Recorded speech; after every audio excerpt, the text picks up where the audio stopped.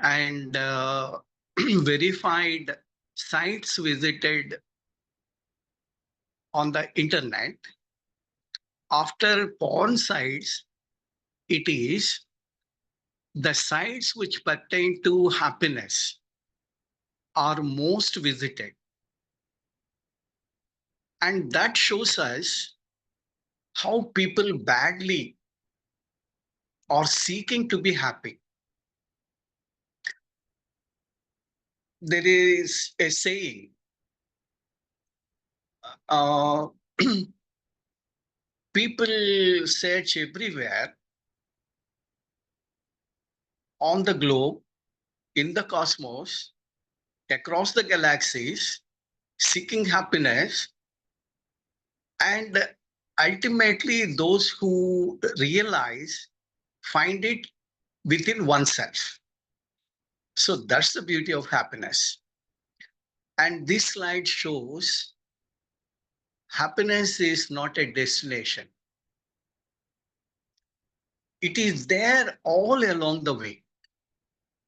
Everyday life, besides triggering other emotions like success, failure, disappointment, encouragement, appreciation, criticism, besides all these things, there are opportunities for everyone to seek happiness in everything.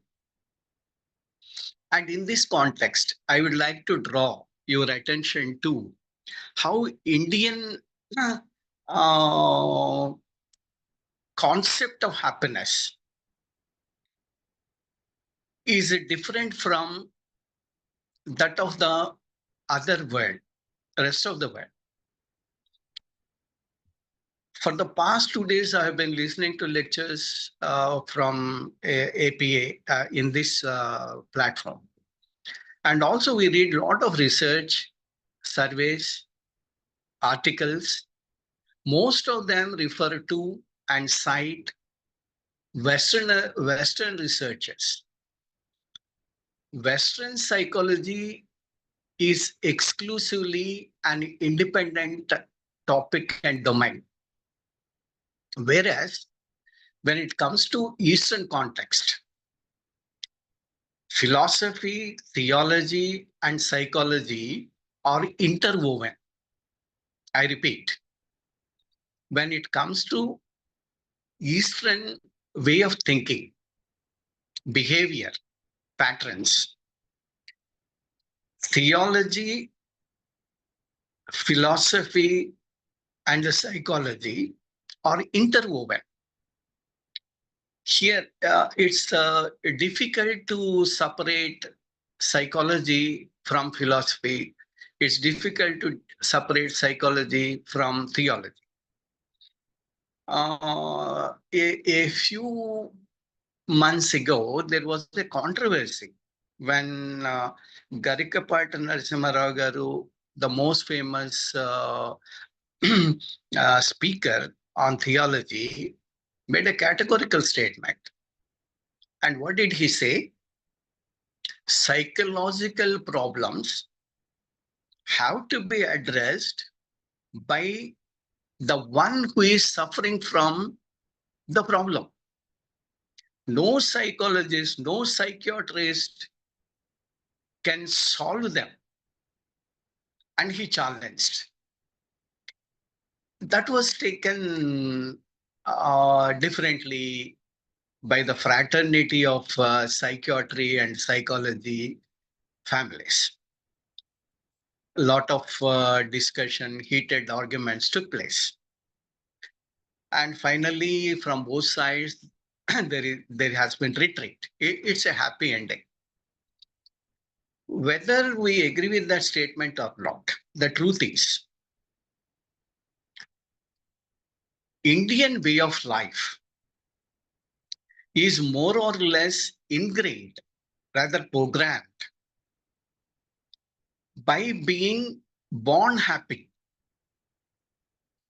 The Western concept is human beings are basically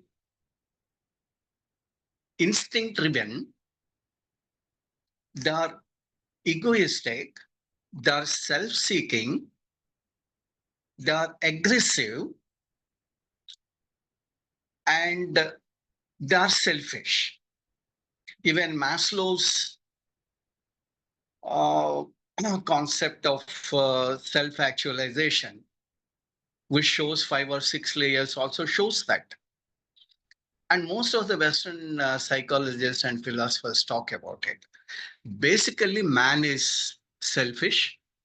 He seeks gratification, satisfaction, and all research is based on basically this concept. Whereas Indian philosophy often talks about the theory of karma.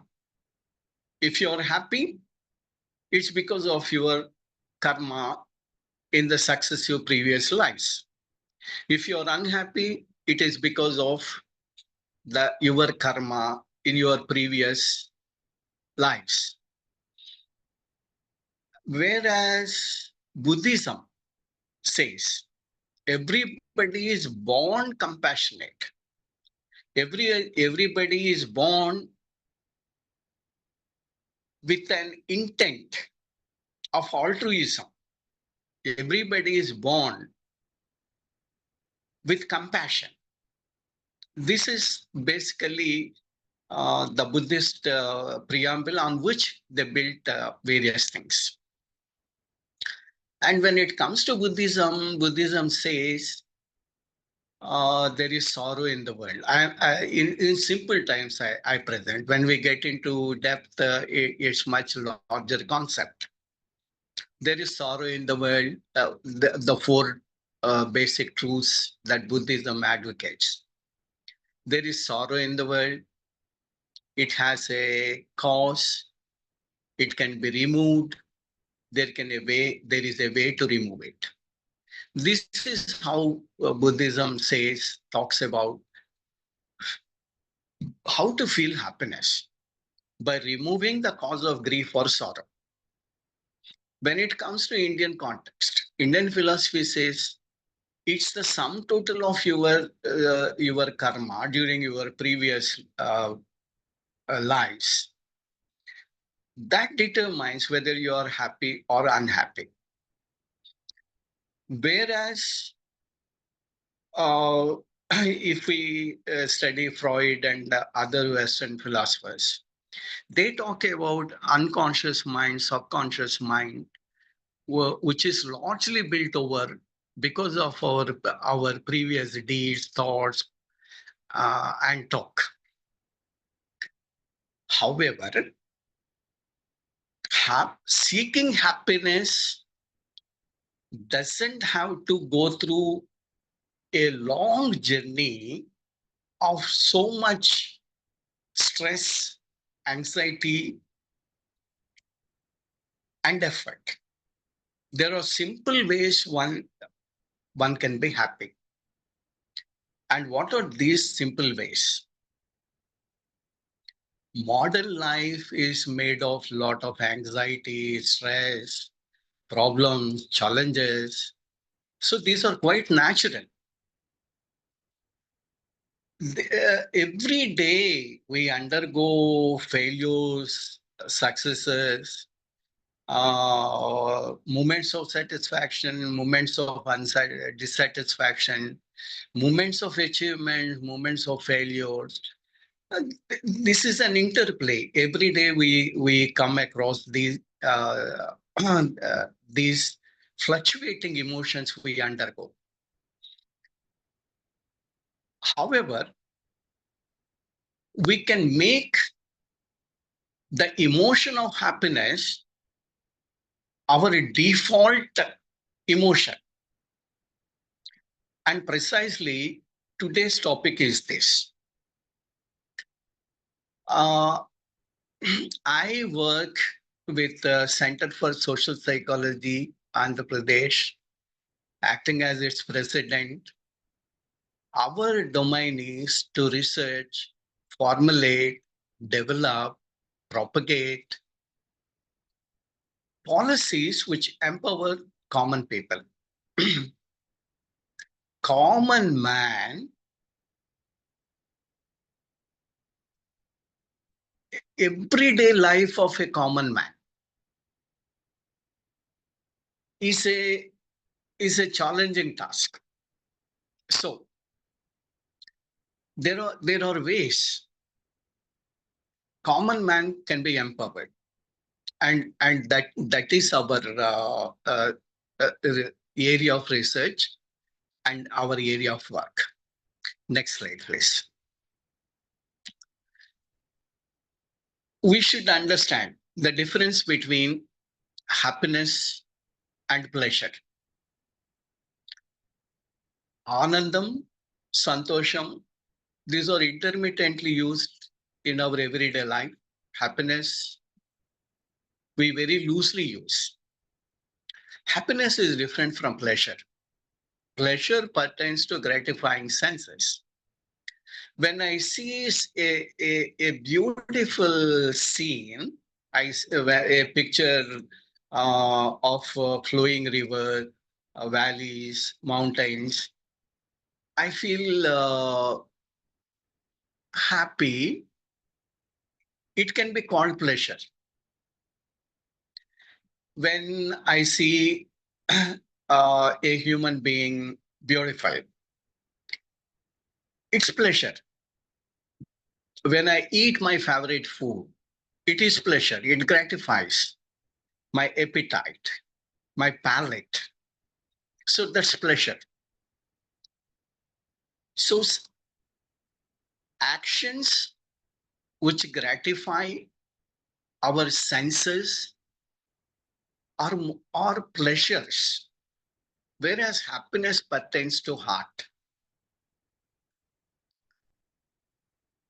There is no material there, but we feel an emotion of gratification, satisfaction. We feel happy, and it's a choice.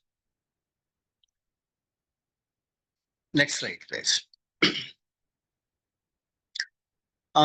This is since all the participants are more or less psychologists, they are pretty well, you're all pretty well aware of stress, anxiety, and what causes stress, how psychological and physiological reactions hamper our physical and psychological health because of stress.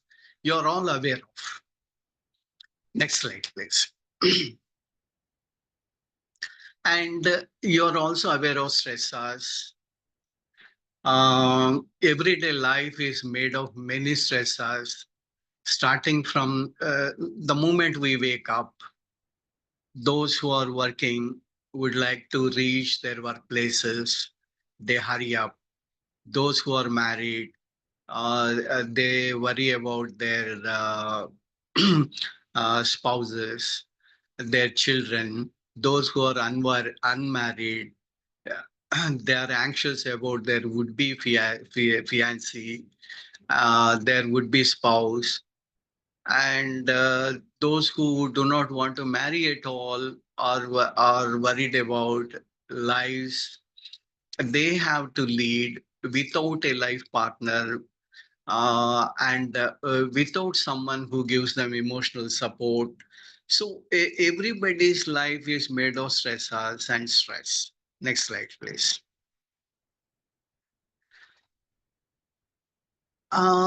This topic, it's our mind. Mind and patterns of thinking are role specific, and our behavior is thinking specific. And our lives are made of the consequences of our behavioral patterns. Next slide. Why should we be happy? It is everybody's knowledge. A happy person is healthy. Health is psychosomatic. everybody's knowledge. Those who are bigotic about bigotic in the sense irrationally supporting something. Those who are bigotic about physical health and the functions of various parts of our body, anatomy, today agree the way we think impacts our physical body, our health. So it is widely agreed and accepted today that health is psychosomatic. It is not mere thinking, it is not mere body. It's made both of that. So a happy person is likely to be healthy. And a healthy person is physically, mentally, and socially strong. WHO, World Health Organization, long ago defined that health is physical, mental, and social well-being and not absence of disease. So if you are healthy, you are physically strong. If you ask surgeons on the table of operation, they ask the patient, how do you feel? Patients who say that they are psychologically strong, quickly recoup themselves, they gain resilience, and they become healthy again. So physical health also depends upon psychological health, the way we think mentally. According to, I read in Hindu a few months ago, about 18.9% of Indian adolescents are suffering from psychological disorders. And that needs to be authentic. Further research has to confirm that. So mental health is a major bottleneck. I've been associated with adolescents and young people in colleges. Most of them have psychological disorders. They do not know. It's unfortunate that those who suffer from mental disorders are not aware that they have mental problem. They are not aware that they have psychological disorder. Whereas a physical disorder, pain, is clearly manifested. You understand that there is problem. You consult a doctor and get relief. That's not the case with mental disorders, psychological disorders. So a happy person, a healthy person is mentally strong. It's great. It's great. And it's not, it is what we aspire for. It's what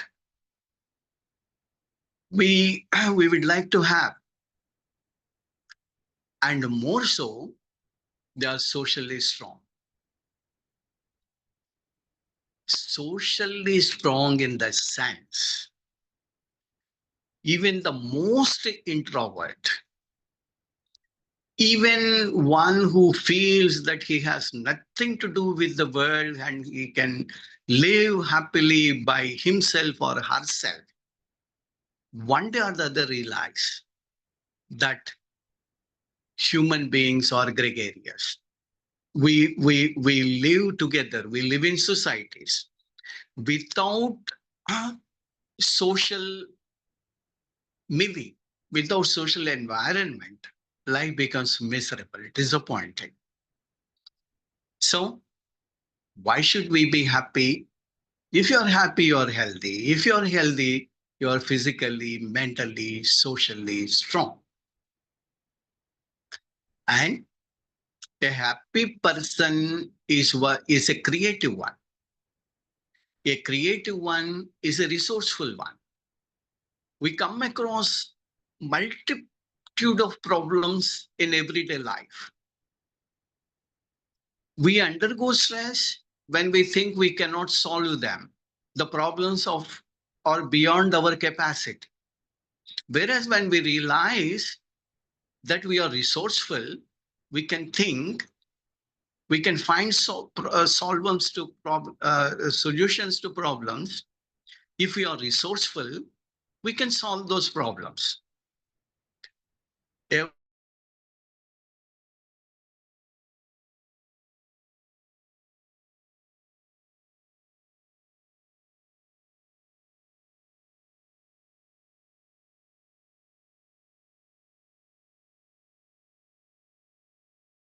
We look at the log, we forget where we kept the key.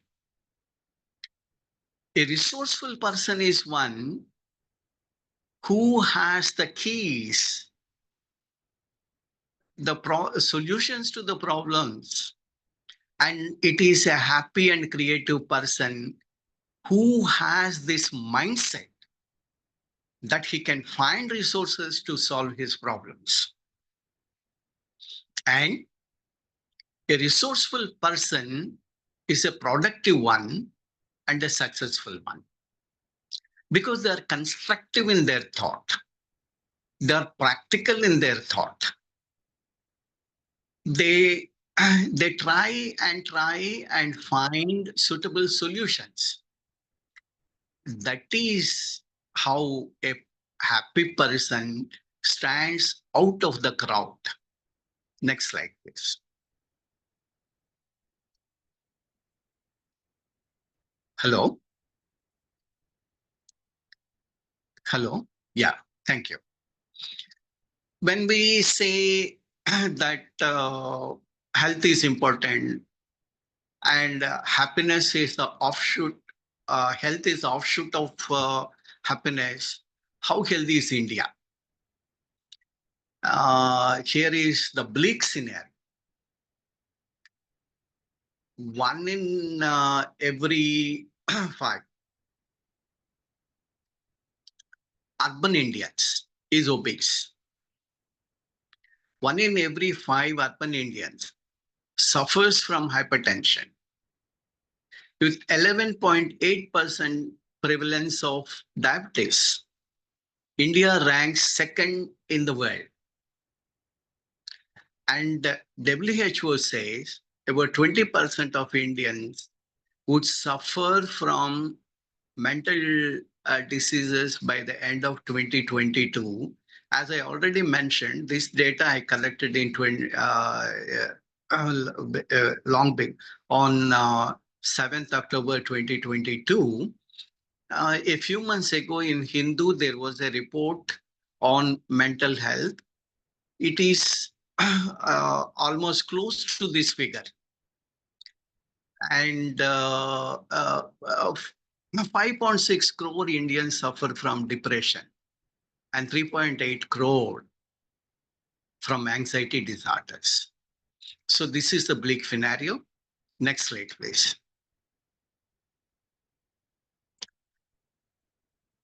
When we understand that mental care, taking care of one's thinking, problems caused by psychological disorders, or a major cause of suffering in India. For anxiety, for depression, for disappointment, for dejection, for disillusionment, one wonderful solution is making that person happy. And there are ways, simple ways, one can come back to his state of happiness if one is willing. And that method is dose. The word dose is the acronym of four neurochemicals, happy hormones they are known as. D stands for dopamine, O for oxytocin, S for serotonin, and E for endorphins. Sometimes we feel happiness, closeness, and joy. Why? It's because of our brain chemicals. And these are the four neurochemicals that our brains can generate. And these neurochemicals, also known as neurotransmitters, keep on sending messages through millions of cells in our body. Next slide, please.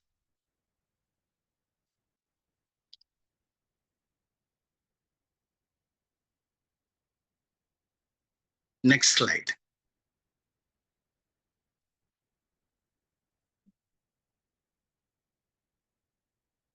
Hello. Hello. Yeah. So here is information about dopamine. I hope this is everybody's knowledge. Dopamine is a happy hormone, also known as neurotransmitter in uh, anatomy. And dopamine controls many functions, our behavior, our emotions, our cognition. Sometimes we suffer from lack of proper cognition. We see people suffer from wild fluctuations of emotions. When they are happy, uh, they make loud expressions. When they are sometimes they are disappointed for small reasons. Emotional imbalances and wild fluctuations in behavior. At one moment they'll be cordial and friendly. At another moment they keep complaining. They behave rudely. Why these fluctuations happen? It's because of our cognition. I tell you one example how cognition plays uh, different roles in our way of thinking.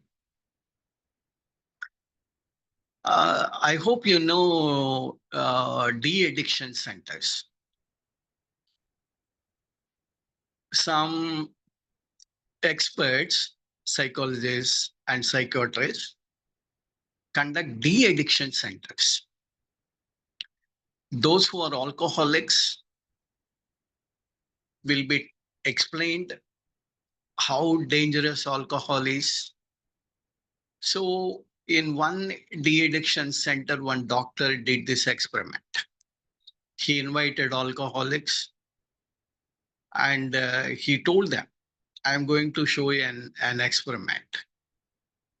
You, you please pay attention to it and let me know what you understand, he said. He put two glasses, put water in one glass, alcohol in another glass. He and he asked whether the alcoholics are watching. They said, yes, we are watching it.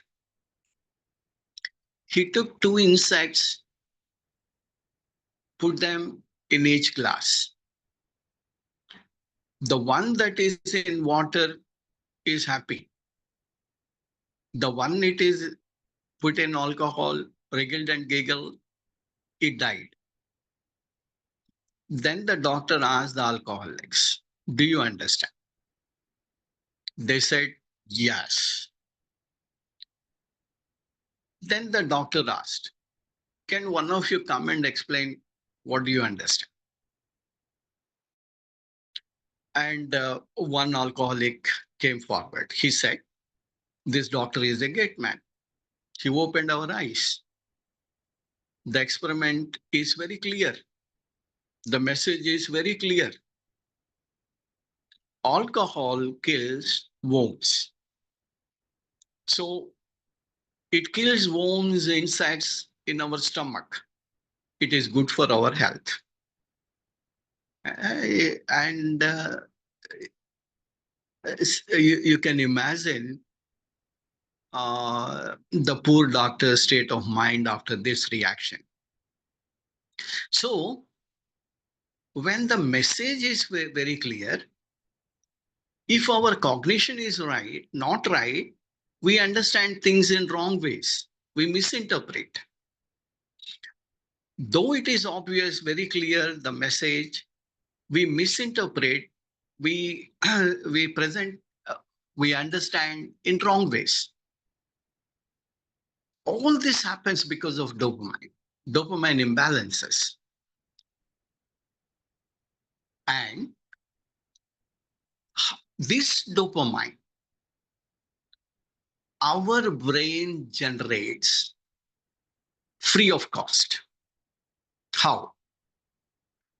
When we accomplish, we do many things every day. We have our own accomplishments every day.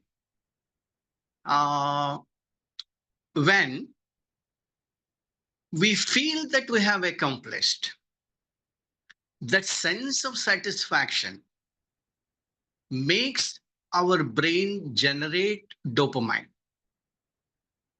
And when we buy a thing, you see, when someone constructs a house or buys an apartment, during housewarming ceremony function, he or she invites friends and relatives. When they say, "Oh, this apartment is wonderful, the interior is good, the kitchen is kind of wonderful," they feel happy. Dopamine is released. So accomplishments, if associated with sense of achievement, is likely to release dopamine. Our brains release that. And when we get appreciated for our work, just imagine a client has come to you for treatment. You treated him or her. And at the end of the session, when your client says, you helped me a lot, I have become a normal human being again, I got out of my psychological disorders, it is because of you. If your client says, your brain releases dopamine. So appreciation of work. Now we can understand why many housewives are unhappy. They don't get appreciation. Their children take it for granted that mother is there to work like a slave, and they don't get appreciation from their husbands. They take it for granted that wife is there to work for the family. This is nonsense. Even a housewife requires acknowledgement of her service. She needs appreciation to make her happy. A, uh, a little bit of appreciation is needed. But we shall remember, appreciation is different from flattery. That's what the slide says. When someone does something, when we acknowledge that contribution, and appreciate, thank, that generates dopamine. Whereas flattery is different. Flattery is attributing something to someone uh, which is not real. If you say someone, your physique is good, strong, you're athletic, that's a good thing. That's realistic. Whereas if you say you're stronger than Hercules, and when you say to a girl, you are more beautiful than Cleopatra or Samantha or Tamanna, this unrealistic flattery doesn't come under appreciation. So we got to be clear, identifying, distinguishing the difference between appreciation and flattery. Dopamine is released when we appreciate the contributions of people. We are stingy in our everyday life. We don't appreciate people, but we want appreciation from others. Here lies the problem in social relations. When someone comes in new dress, what is there? What do you lose when you say you look good in this new dress? But we don't say, but we expect that. Someone buys, say, a new wristwatch, and that fellow tries to show it to you. Uh, you should see that. Oh, this wristwatch looks nice. Then dopamine is released. When you appreciate people, people are prone to appreciate you in return.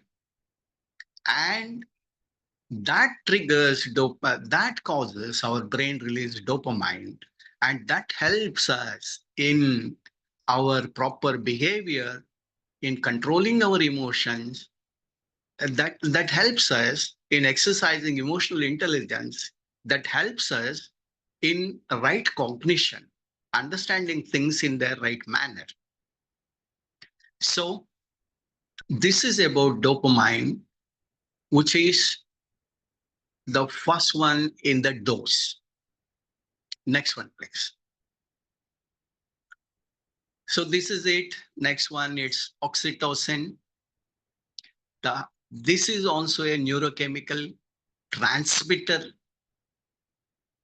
and this is called love hormone. It activates feelings of trust, attraction between people. When there is trust deficit between people, among people, we will not be able to build compatible teams, successful teams. Therefore, this neurochemical is very much needed for our everyday success in doing things in right ways, in building trust. And how is this oxytocin released? Simple. Hug someone just for a few seconds. That will have a calming effect, that gives relaxation. Oxytocin is released when people or pets bond socially, and oxytocin reduces inflation. This is all proven science. Hugging someone just for 20 seconds will release oxytocin. Having feelings of love for someone releases oxytocin. And unfortunately, even the the the most lovable emotion, that is love, has become a commodity in modern life. So in our everyday life, We need to interact with people. We need to develop bonding. We need to have trustful relationships. This is possible when our brain releases oxytocin. And oxytocin is released when we have that feeling, that emotion. When we hug someone, it is released. It's free of cost. Next one. Here is the third one among the four neurochemicals I'm going to discuss with you today. It's serotonin. And serotonin is released when we benefit others. In our everyday life, without our knowledge or as a part of our duty, we benefit many. I'm a professor, I teach. When I teach mechanically, because it's my duty, though I benefit my students, serotonin I don't get. When I feel that I am benefiting others,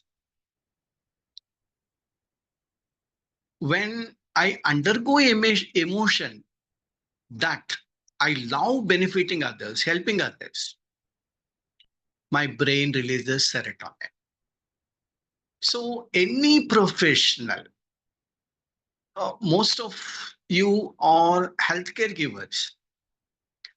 When you empathize people, when you love them, when heartfully you feel benefiting them, and you are doing a service, not a commercial commodity, counseling. When you make counseling a commercial commodity, the question of serotonin doesn't arise. When you feel you're doing service, you're benefiting someone, you're helping someone come out of their disorders, psychological disorders, when you're helping someone come out of their anxiety, when you're benefiting someone for calming them, when that emotion, your heart experiences, your brain releases serotonin. And every professional, when realizes this, they'll be establishing bonding with their clients, human bonding, and they benefit from this because their brains release serotonin. And the last one, interestingly, most of your serotonin is stored in the intestine, helping our digestive functioning as well. Today, major problem children, adolescents, adults, middle-aged, old-age people suffer from is indigestion. Indigestion has its cause, anxiety, uh, rushing life. When we eat, we don't touch and feel that we are eating something palatable, something tasty. We don't allow our mouth to water. When our mouth waters, it helps our digestive system. And serotonin, amazingly, is stored in our intestine. And that serotonin, our body freely releases when we experience and feel that what we are doing is should benefit others, should help others.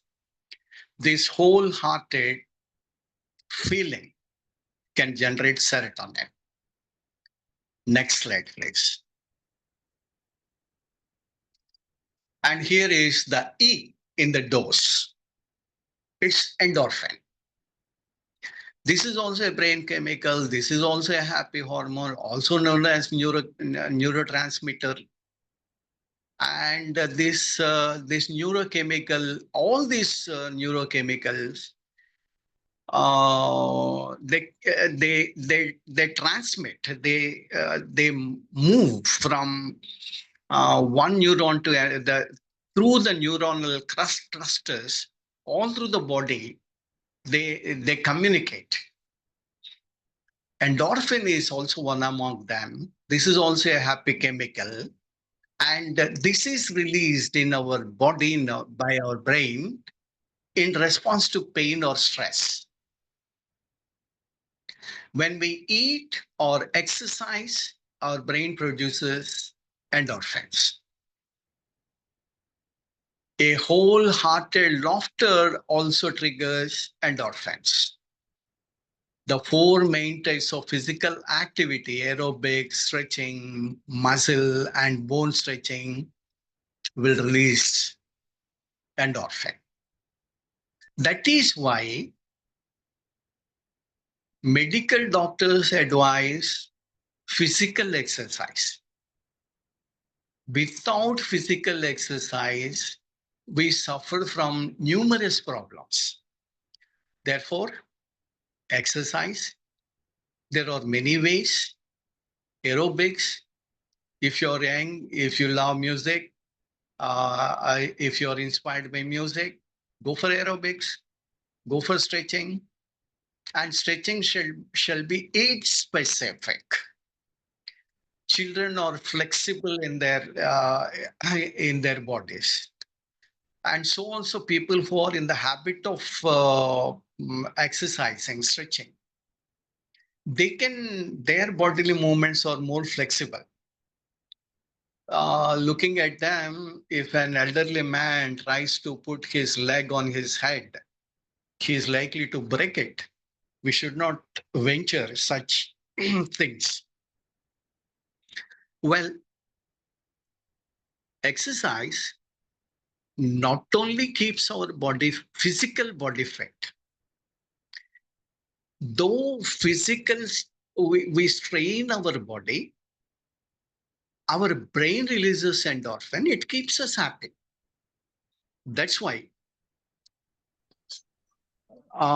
sportsmen enjoy any amount of physical strain when they excel in their sport or game. A cricketer, suppose an opener, he comes to face the first ball of the match. If he is not out, and if his bats takes the middle, or if he takes the ball middle of his bat, keeps hitting, he keeps running between the wickets till the last ball of the match. He doesn't feel fatigue. He doesn't feel hungry. He doesn't feel thirsty. He's not exhausted. Though it is physically strainful, he enjoys that because of endorphin. That is why children, when play, are energetic. They don't feel exhausted or strained because of endorphin. Next slide, please.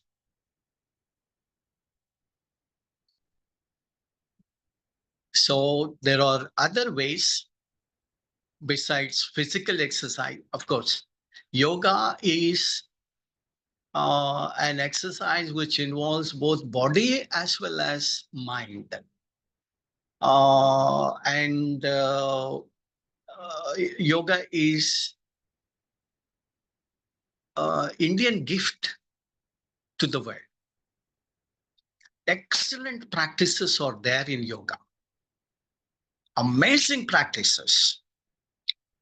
There are people, centurions, healthy and happy because they practice yoga.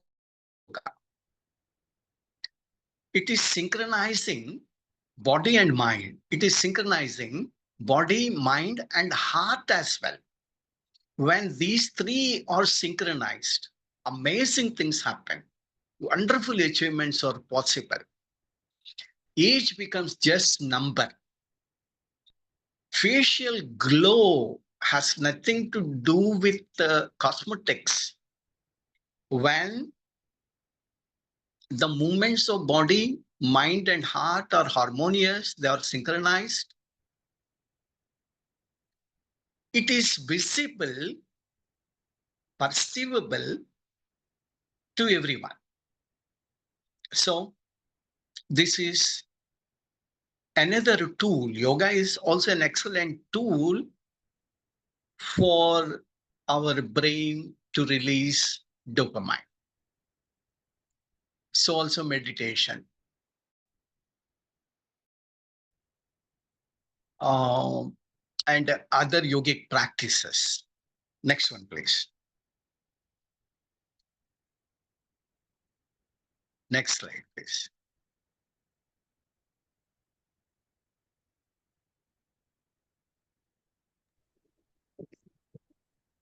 Rajeshwari ma'am, would you please switch the slide?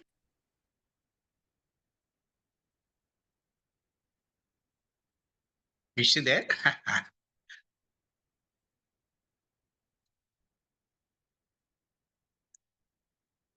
I'll try from my end, sir. Give me a minute, please. Right.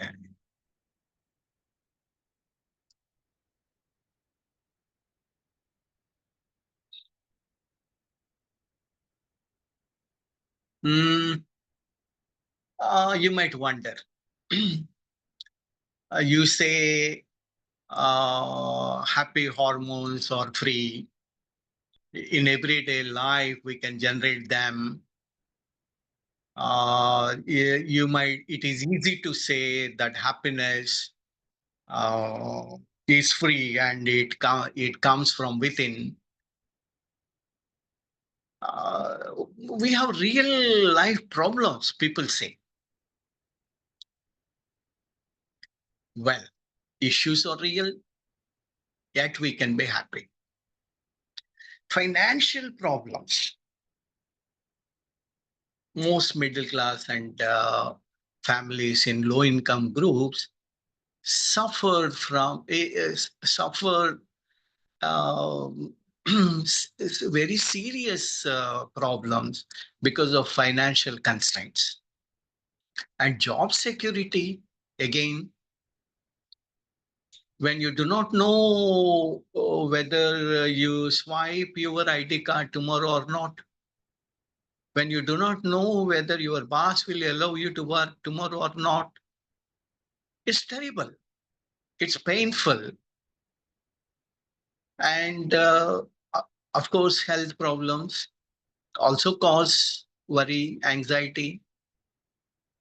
And most of the youngsters suffer from uncertain future. What their life is going to be, they suffer from it. Family problems will be there. These days, most of the youngsters who get married today get divorced tomorrow because there is no understanding, there is no empathy, there is no patience, there is no tolerance. They expect, they do micromanagement. Both the wife and husband expect the other one to talk the way they want, to behave the way they want, to think the way they want. This is called microprogramming. Most young couples suffer from this deficiency. So family problems are there real, and conflicts in workplaces which are unnecessary, which are the outcome of lack of understanding and lack of maturity, they are real. There are people who don't understand. And the disputes have become very common, very prevalent. And insensitive boss. And you in your workplace, when you say good morning to your boss, and when that boss bro beats you, and when that boss says, you say good morning, no, it's bad morning for you. So insensitive bosses are there, not if not everywhere. Somewhere they are there. All these are real problems. When child in the family needs medical care, and if you cannot financially afford that, it's distressing, it's painful. So all these issues, and there are many more issues. It would be a long list when we go on mentioning the real life problems. World is made of so many real life problems. They are real. It doesn't mean we cannot be happy. That's what we need to realize and understand. That's what we need to drive at. In spite of serious problems, real problems, we can be happy and we can make others happy. There are ways. And that's what we need to realize, believe, trust. Next one. Next slide.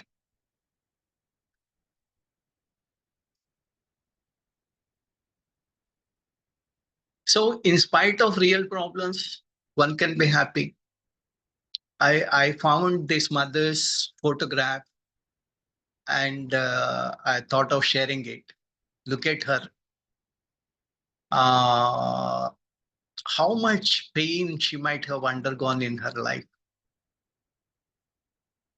How much agony she might have undergone. How many failures she might have faced. How many financial problems she might have faced. How many family problems she might have faced. Insult, humiliation, defeat, failures, ill health.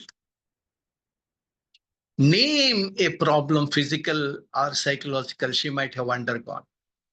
Yet she is happy. You can see, you can read from her face. Her smile is not artificial. It is not on the surface. Her smile comes from her heart. It is because happiness comes from within. By default, we can be happy. We can choose to be happy and be happy. So, everyday life challenges us. It puts us to insecurity. It puts us to anxiety, stress. At the same time, we can generate the happy hormones. Enjoy your small or big achievements. Give and get appreciation. Get dopamine. It's possible. You can do that. When you meet someone, say his dress is good, say his achievement is perceivable, appreciate, you get dopamine. We can love people, hug, get oxytocin. Hug a child, hug an infant, hug anybody you love. I don't mean you should go onto the street and hug someone who you do not know. I mean people who are close to us, close to our heart. Hug them. Feel how relaxing it is, how soothing it is, how wonderful it is. All your anxiety, stress, worries will be gone when you hug, when you put an infant or child close to your heart and hug. That's why many people in the West uh, uh, have pets because their children are away. It's free. And as a professional, as a human being, we can benefit others in everyday life. It need not essentially be financial help. We can help benefit people in our own ways, and we can do that, and we can get serotonin. It is very simple. We should do it. We can do it. We can exercise, laugh, and get endorphins. And we can be happy. I mean to say, problems are real. At the same time, we can we can be happy, lead happy life by generating these neurotransmitters or happy hormones. Next one, please.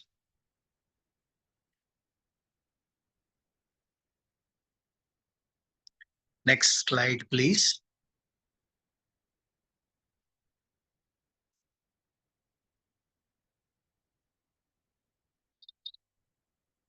Well, uh, you know, who was that who invented Apple phone? Steve Jobs.